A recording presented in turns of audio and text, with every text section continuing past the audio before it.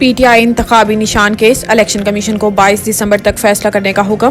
Peshawar high court के 2 रुकनी bench ने PTI intra party इंतखाबात और इंतखाबी निशान केस पर तहरीके इंसाफ की दरखास्त पर समाअत की, जिस सिलसिले में पार्टी चेयरमैन बैरिस्टर गोहर अदालत में पेश हुए। पेशावर हाई कोर्ट में बयान देते हुए चेयरमैन तहरीके इंसाफ बैरिस्टर गोहर ने कहा है कि इंट्रा पार्टी इंतखाबात का तरीकाकार पार्टी ने खुद तय करना होता है। अगर इंट्रा पार्टी इंतखाबात को तस्लीम न किया गया तो इंतखाबी निशान बल्ला नहीं मिलेगा। कल तक इंतखाबी निशान ना मिला तो हमारे उम्मीदवार आजाद तस्वुर होंगे। इन्होंने कहा है कि इलेक्शन कमीशन मामलात को ताखीर का शिकार करता आ रहा है। तमाम सियासी जमातों को छोड़कर एक पार्टी के साथ ऐसा सलूक हो रहा है। ये पीटीआई के साथ इम्तियाजी सलूक हो रहा है। क्या 32 सवालात किसी और पार्टी से भी पूछे गए?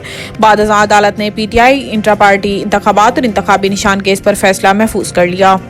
पाकिस्तान ने $35 करोड़ कर्ज के लिए वर्ल्ड बैंक की शराइत तस्लीम कर ली। तफसीलात के मुताबिक प्रॉपर्टी पर तखमीनी लागत का तनासुब मार्केट कीमत का 85% रखने के लिए सूबाई रेवेन्यू बोर्ड ने FBR के मालिक कदर के जदूल को ज़िलई जदूल के तौर पर मुल्क के 21 अजला में इख्तियार कर लिए हैं। इसके अलावा हुकूमत ने 15,000 रुपये या इससे जायद मालियत के प्राइस बॉन्ड्स को रजिस्टर्ड दस्तावेज में तब्दील करने के लिए वर्ल्ड बैंक से इत्तफाक कर लिया।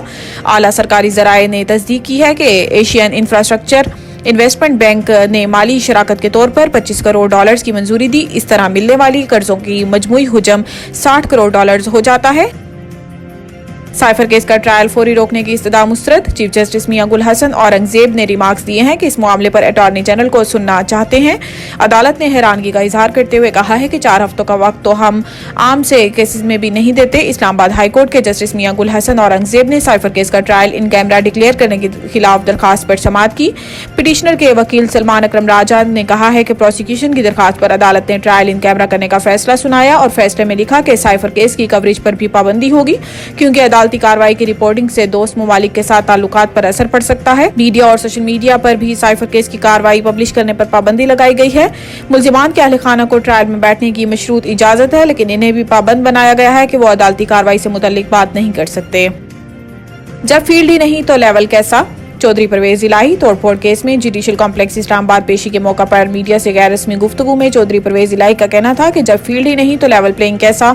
मजीद कहा कि 3 जगह MPA और 3 जगह से MNA का इलेक्शन लड़ूंगा। चौधरी परवेज इलाही ने कहा है कि नवाज शरीफ और शहबाज शरीफ लाडले हैं। दोनों लाडलों की वजह से अवाम को खाने को नहीं मिल रहा। दूसरी जानिब अदालत ने एहतजाज और तोड़फोड़ केस में परवेज इलाही की दरखास्त पर केस की समाअत के लिए लंबी तारीख दे दी। चौधरी परवेज इलाही को आज जुडिशल कॉम्प्लेक्स एहतजाज और तोड़फोड़ केस में इंसदाद दहशतगर्दी अदालत में पेश किया गया। खसूसी अदालत के जज अबुल हसन आजुल कुरनैन ने केस की समाअत की। चौधरी परवेज इलाही ने इंसदा की है कि दोनों टेस्टों के लिए इजाजत दी जाए। जज ने कहा है कि आप दरखास्त दें, मैं देख लूंगा, बेशक अडियाला में ही दे दें।